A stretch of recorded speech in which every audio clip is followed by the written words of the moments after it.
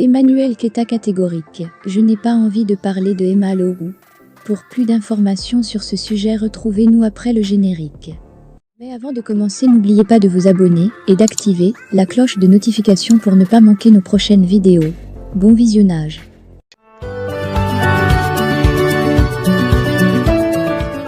Dans une interview accordée à Actu Peuple, l'influenceuse ivoirienne basée en France, Emmanuel Keita, a été invitée à se prononcer sur le fait qu'elle soit régulièrement comparée à Emma Lorou. Voici sa réponse. Ces deux dames ont en commun le fait d'avoir joué, en tant qu'actrice, dans la série ivoirienne à succès Classe A. Une série diffusée dans le courant des années 2000 et qui les a véritablement révélées au grand public. Aujourd'hui, ces deux charmantes femmes font partie des personnalités les plus influentes de la toile en Côte d'Ivoire. Il s'agit, en effet, de la ravissante Emmanuel Keita et de la belle Emma Lorou. Régulièrement mises en comparaison par les internautes, force est de constater que ces deux dames ne se fréquentent pas du tout, puisqu'elles n'ont jamais été aperçues ensemble. Et Emmanuel Keita l'a signifié dans une interview récemment accordée à Actu Peuple. Et l'influenceuse basée en France l'a dit, dans des mots qui laissent penser qu'aucun rapprochement avec l'ex-copine de Feu DJ Arafat, n'est possible. Ça ne m'intéresse pas de parler de cette comparaison que les fans font entre moi et Emma Lorou.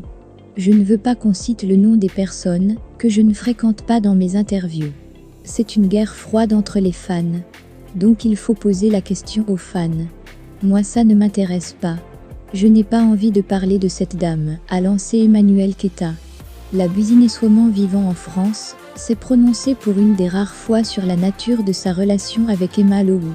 Fréquemment comparée à Emma Lorou sur la toile, Emmanuel Keita sort de sa réserve et donne enfin son avis sur sa consoeur ivoirienne. Emmanuel Keita s'est livré à une interview vidéo, il y a quelques jours. Durant son entrevue, elle n'a pas échappé aux interrogations sur les guéguerres en sourdine ou les comparaisons entre elle et d'autres stars de web.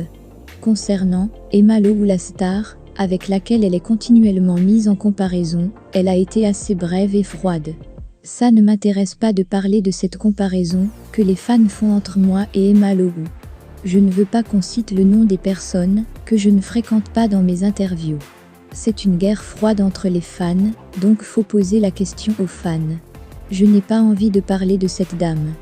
Parce que je trouve ça un peu bizarre qu'à chaque interview, on me pose des questions sur la dame, a clairement fait entendre Emmanuel Keita.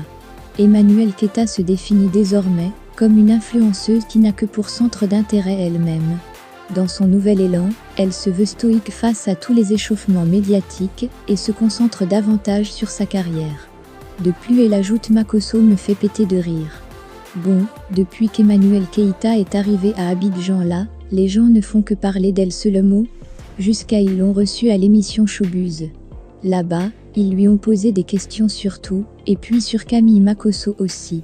Et là, Emmanuel Keita a comment pour elle. Je n'ai jamais voulu à ce mec, il est trop drôle, il me fait péter de rire. De tous les réseaux sociaux confondus, c'est le monsieur qui m'a le plus injurié. Pourquoi? Je ne sais pas, je ne le connais pas. Akouman Ek. Qui dit encore?